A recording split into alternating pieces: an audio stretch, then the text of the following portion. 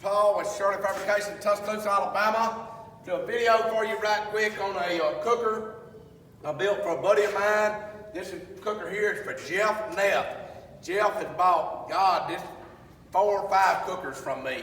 But Jeff created our fan page on Facebook. So y'all go to Shirley Fabrication Facebook, Shirley Fabrication fan page, and y'all join the page or like the page or whatever.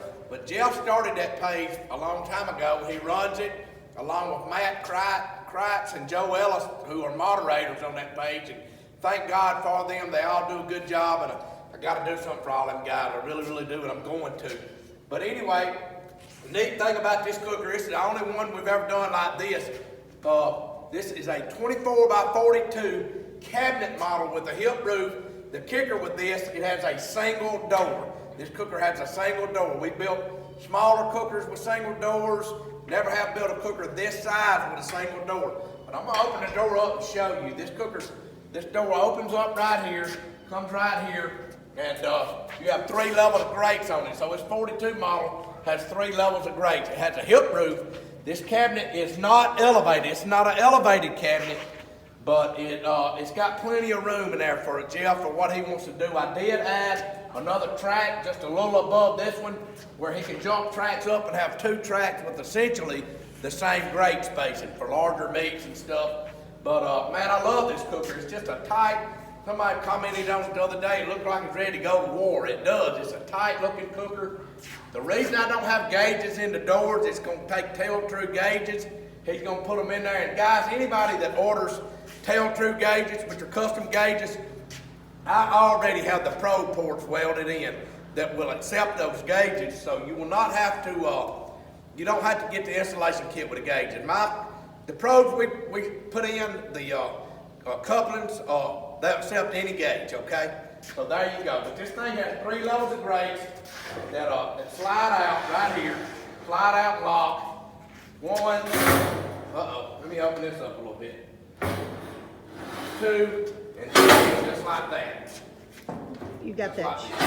But anyway, I really need the stainless shelf bolted up to get the other grate out. So anyway, that's where we're at on that. We have just a great looking cooker. I really need to fold this. It has a fold up stainless shelf. You need to really have that folded up whenever you're pulling out your grates and stuff like that. So they come out right here. All the grates come out long.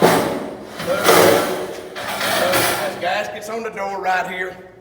Swing around. Really a nice, neat finish around here. Everything's really tight. Has a stainless shelf right here with a backsplash on it where any residual comes down here, gets on here, and you wipe it off. This cooker here has a fold-down stack on it. Jeff has a height limitation, has a fold-down stack, and you'll notice the stack is leaning just a little bit forward. That will relieve itself some after the gasket under it has been used several times. And it probably didn't even have to have gasket, but I did put gasket under it, so it will relieve itself a little bit, and it'll be good. We'll be fine with that right there. But it has a probe port here and here for your digital therms, for your wires to go in and stick your meat. Also has a damper. Shirley Fabrication came up with these dampers here. People must love them because I see people all over the country that are copying this style damper, okay? So anyway, and that's cool. One company said you couldn't put a damper on the insulated firebox, but we do it all the time. So anyway, that's what we do. This is a 1/2-inch thick firebox. Will last 100 years. This stainless shelf here folds down right here. You can put pans up here when he's working in his warmer. It also has a paper towel holder. You can put paper towels on right here, and just put your towels on there, roll them off, do whatever. Has this guy right here, Tuscaloosa, Alabama building, Shirley Fabrication. Has big big hinges with grease fittings in them.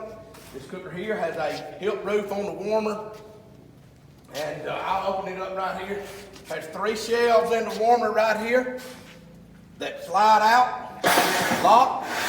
Has a elevated charcoal pan right here in the warmer that slides out and locks to where if you do want to do dedicated cooks with charcoal, you can do it. If you don't want to do that, take your pan. You can pull this whole thing out and I have a heat deflector in there. So I've got guys cooking pizza up to 600 degrees in these warmers Sometimes they'll just buy my pizza stone and put on this. I just put a 1/2-inch plate in one where a guy's gonna set the pizza stone on the 1/2-inch plate. So our cookers are extremely versatile, extremely versatile, extremely versatile. Have the damper straight from the firebox up into the warmer. Have the damper from the main chamber in the warmer. A lot of guys will close that main stack off, draft all the way through the warmer, open that stack, and it evens out temps and stuff. You can do many things. Also has the ash pan right here in the firebox. Has the basket here that comes out and locks. So has, come around here, Sharon. Has slick custom wheels on it right there. Really nice wheels. Look, Jeff sent them to me. Has really nice wheels. Has a 2-inch drain valve for the grease on the front. Right here, it's just a stainless ball valve.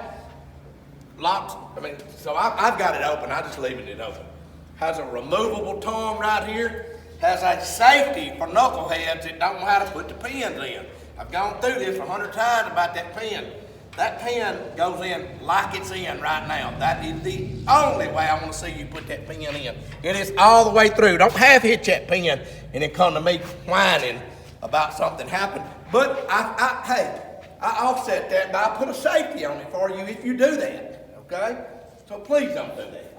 But anyway, have a small wood box on the backside.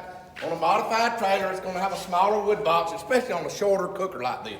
But you can stand splits up vertical in here. You can stand wood splits up vertical and have enough plenty for a cook or more. Has a spare tire right here. Come down through here, Sharon. Come around through here. You look at the spare tire, it's going to be running just about with the fenders and stuff. Everything is compact, neat, and tight because we design these cookers. We design them. We're master craftsmen at what we do. There's good builders out there right now, guys, but we're master craftsmen at what we do. We're going to take pride in it. We're going to do the very best we can do. Very best is what we're going to do. Has a hip roof on the main chamber. People ask, why a hip roof on the main chamber? Mostly it is for aesthetics. It is. It looks good. But one guy said, well, it don't give you no more room on the main chamber. Well, that's not true.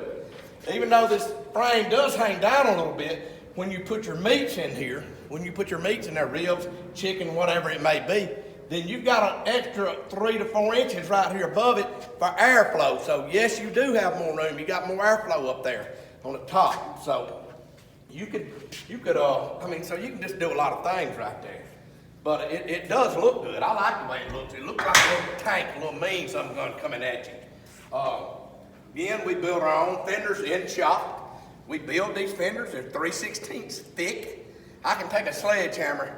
If this cooker wasn't painted, I'd do it. I'd take a sledgehammer and rear back and hit that fender as hard as I want. And guess what? It's still going to be a fender because we built it that way. It has LED lights encased in boxes. Stainless steel spring handles right here, not chrome plated. It's going to rust. Let's see what else it's got. That should be pretty much it. It's a Cuban trailer. We build all Cuban trailers. We don't use any angle iron on our trailer builds. That's what we do. We just like to use Cuban. I think it's neater. It's definitely stronger.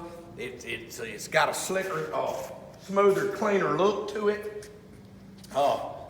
It's just everything about this cooker. You get back and look at it. When I walk around it, I bristle with pride because I'm the one that built this cooker. I did.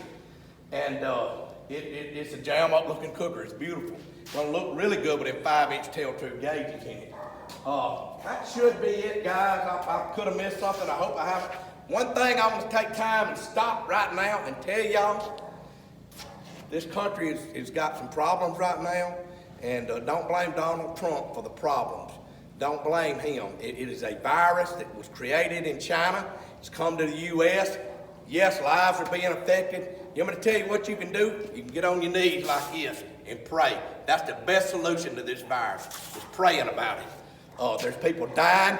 What really concerns me when I come home this evening from the refinery, told Sharon, what bothers me as bad as anything else is sure the deaths, but it's the small business people that are going to be really hurt. The University of Alabama here is council school.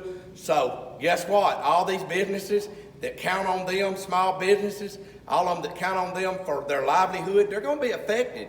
And you need to think about that. You need to pray about that. Quit buying up all the toilet paper and keeping it from the older folks that don't have stuff. Quit that crap. That makes me so mad I can't see straight. Wipe your backside on the grass or something. I mean, really. Seriously, don't hoard stuff. Just don't do that. That's wrong. I don't care what anybody says. If you disagree with me, you come see me. But, I mean, sure, buy you some stuff, but don't buy everything. I mean, my Lord from heaven.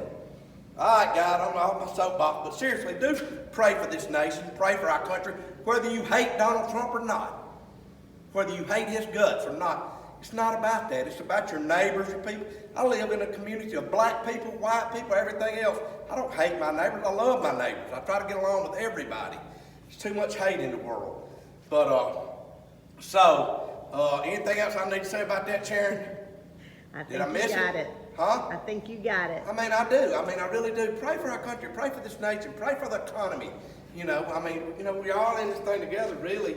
You know, I got people that I don't, that live right beside me. We don't have the same political views. We just don't talk about it because it'll ruin our friendship, and I'm not going to do that. You know, nobody has ever won a fight over religion, politics, and stuff like that. It just don't happen. I got people I know that are atheists. I love them. You know, I don't hate those people. I love them. I'm not here to save the whole world. I'm here to save my family. So anyway, all right, guys, I'm off on that a little bit. But anyway, thank y'all for our business. Thank y'all for our customers. Thank y'all for the people on Facebook that follow us.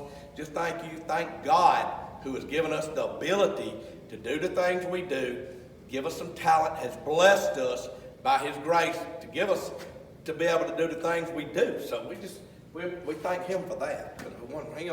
My blood flows through my veins, and he's the one that does. He's the one that allows that to happen. But again, I'm gonna get off this thing, man. I'm working 6 days this week at the refinery, so I only got 2 off. I'm gonna try to do my 2 in the shop here working, at least part of them. I have to take time to spend with my lovely wife, do all that. So I have to do all these things, guys. I'm trying to balance things out. When the refinery calls, that's my first call. I have to go to them. That's my everyday job, and I'm gonna do that. That's what I do. So anyway, all right, guys, I'm fixing to get off it. I will say this: Tyler is really close to closing on his new place. It's going to be a transition period. There's tons of stuff to get over there. So y'all, bear with him on that. It's going to be really from the time he gets his new cutting table, probably be 2 years, but he will be over there working, and we'll be storing cookers here. Turn around here, Sharon. I'll show you right quick. These are 1, 2, 3, 4 cookers that'll be leaving tomorrow, along with this cooker. The shipper's coming. These are the new patio models. Forget it. Don't pay attention to the pollen and stuff on them. They're coming out of the ceiling wherever. But anyway, those things are selling out hotcakes. We've got a new sandblaster stuff that just came in. Thank you, Warren Bell. He's got to actually sandblast for us. He had enough big enough person, a good enough guy that he helped me get set up with this stuff, and he's the one that does it for me every day. So we thank you for that, Warren. It tells you something about your character. And we don't. That's just like us, guys. We don't wish bad on other people. There's people I don't like, but I don't wish bad on anybody. All right, I think that's about enough for me rambling. Hopefully I'll be able to load this video. Thank y'all again for your business. Pray for our nation. Pray for our people. I got some people I pray for every day. So that's a big deal, guys. Don't be scared to do that. You'll be wanting somebody to do it for you one day. But look, it's Paul again with Shirley Fabrication, Tuscaloosa, Alabama. I'm out of here, brother.